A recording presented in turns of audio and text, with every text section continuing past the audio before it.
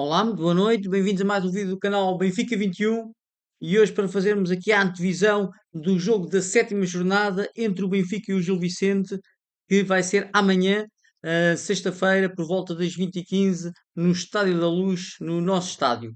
Antes de fazermos então essa antevisão, pedir-vos o habitual, que é no caso de gostarem deste vídeo ou de outro vídeo que tenham visto aqui no canal, para subscrever o mesmo, para colocarem o tal sininho que vos permite ter as notificações quando têm vídeos novos. Também comentários com as vossas sugestões, com as vossas críticas, com os vossos elogios. Portanto, é tudo importante para que este canal cresça não só em quantidade, no número de subscritores, no número de vídeos que são colocados, mas também em qualidade, na qualidade desses mesmos vídeos.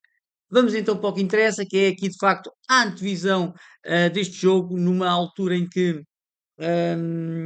o Benfica tem passado por grandes dificuldades nos jogos, principalmente nos jogos da Estádio da Luz. Como sabem, não ganhamos há três jogos. Os empates para o campeonato com o Santa Clara, com o Rio Ave, com muitas semelhanças, de começarmos a ganhar e depois de consentirmos a igualdade já em termos de compensação, e também a derrota para a Liga dos Campeões.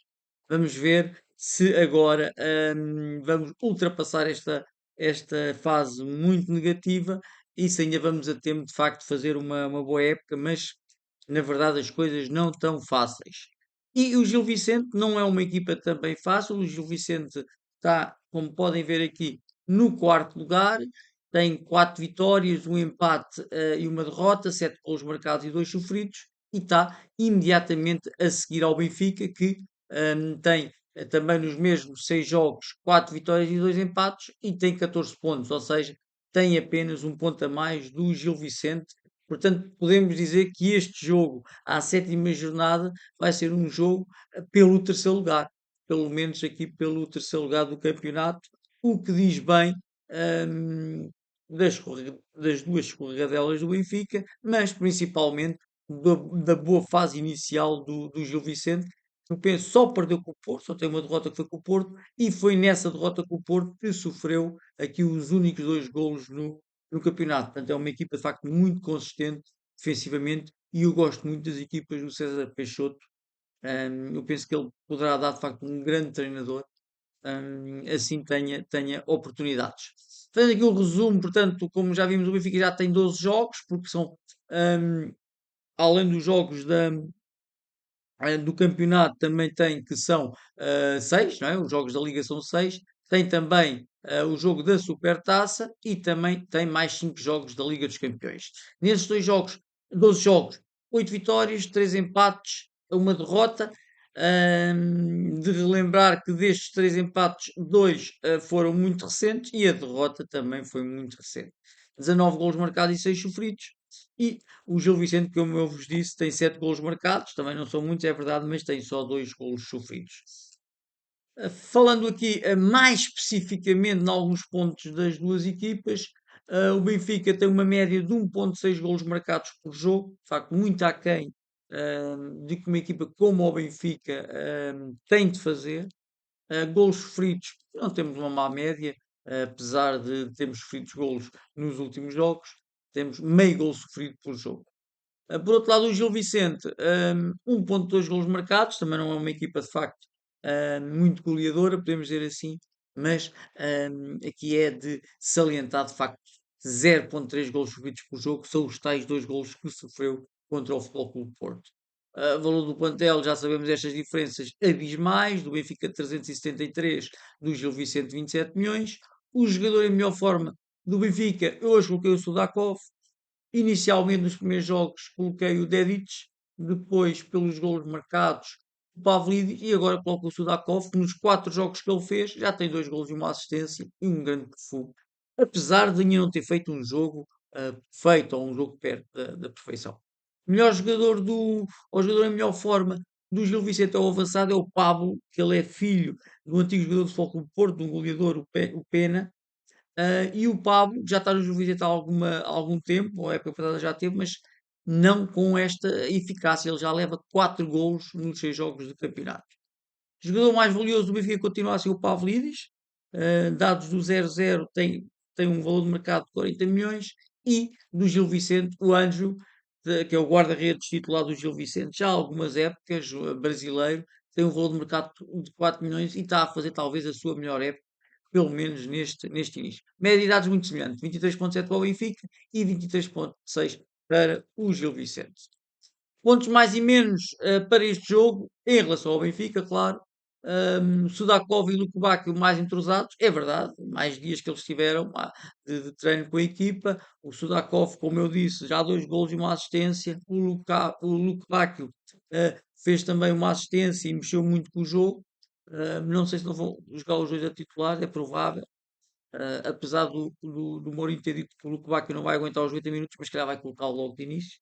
Mais uns diazinhos ou uns treinos preciosos para o Zé Mourinho tentar conhecer melhor a equipa, os jogadores e vice-versa, e tentar também, com o seu jogo psicológico, tentar fazê-los ver que são melhores jogadores do que o que estão a demonstrar.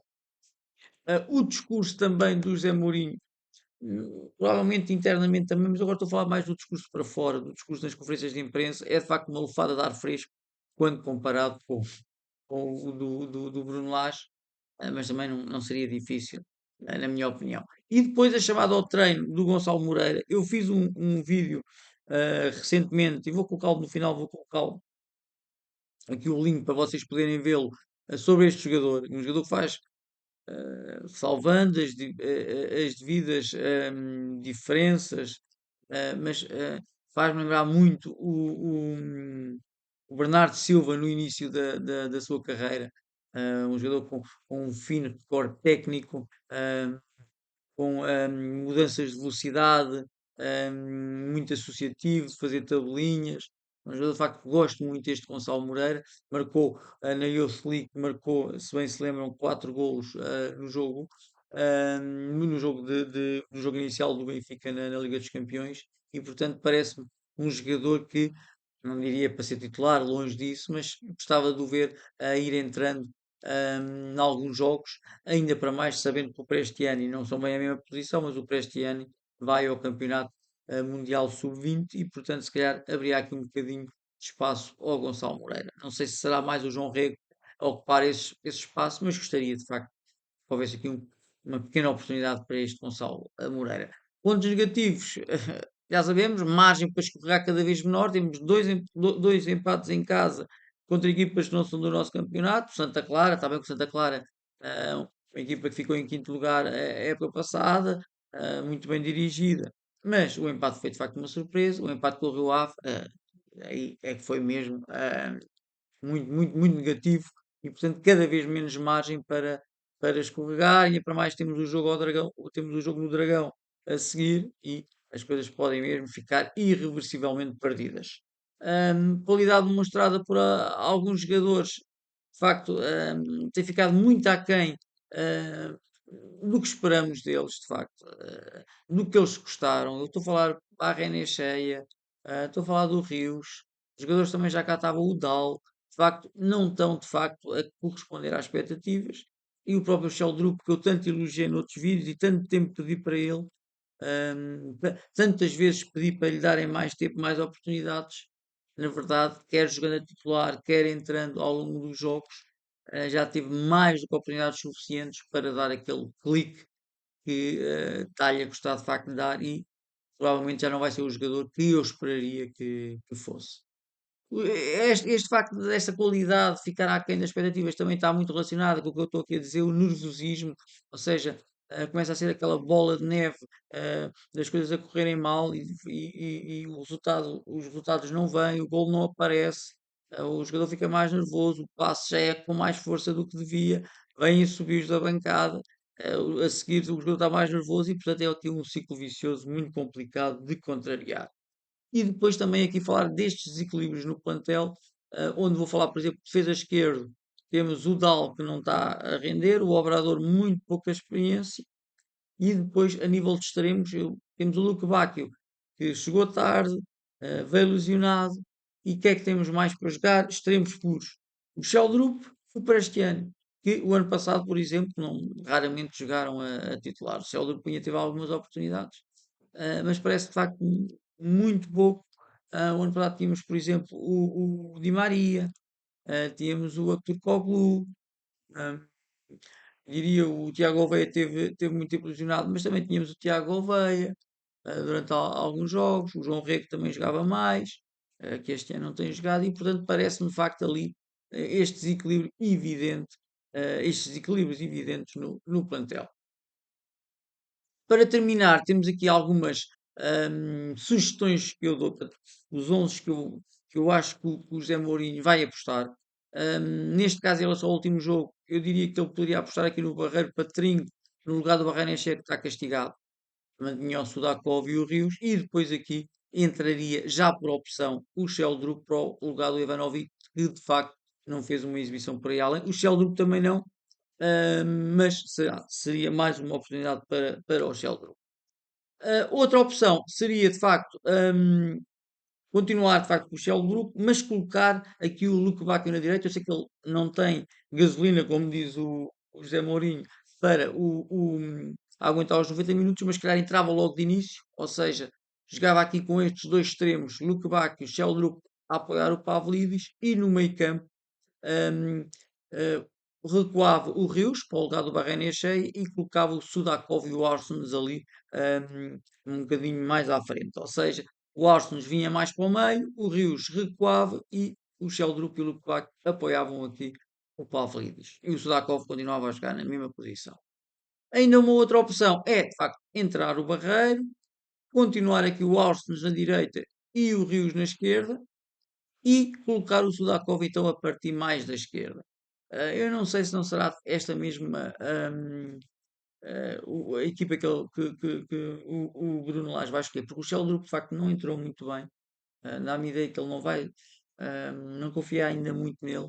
Então puxava ali o Sudakov para a esquerda, sempre aquela tendência de vir para o meio, e o Lukebakio ali para fazer os desequilíbrios do lado direito. Poderá eventualmente ser esta, mas eu penso que andará aqui perto de uma destas três um, opções. Vamos ver como é que corre. Jogo difícil, o jogo Vicente é muito difícil, tem bons jogadores, tem um treinador que eu gosto muito, o César Peixoto, que já tinha feito um bom trabalho no Moreirense, está a fazer um bom trabalho no Gil Vicente. Eu penso que ele merece e já está ali a bater à porta de um clube de maiores dimensões, um Guimarães, um Braga, e se tiver sucesso, se calhar poderá chegar eventualmente a um grande. Eu gosto muito do César Peixoto. Um, Como treinador e também em algumas entrevistas que eu vi, parece que é de facto uma pessoa e um treinador com os pés bem assentos no chão, sabe o que quer, sabe falar, que sabe motivar, poderá eventualmente ter muito sucesso. E foi treinado pelo José Mourinho. Já a todos um bom jogo amanhã, portanto, e ver se conseguimos então ultrapassar esta mala pata e voltar às vitórias. E se não vou pedir muito, às boas exibições, que já tenho de facto muitas saudades. Um abraço para todos, e um bom resto de semana. Obrigado.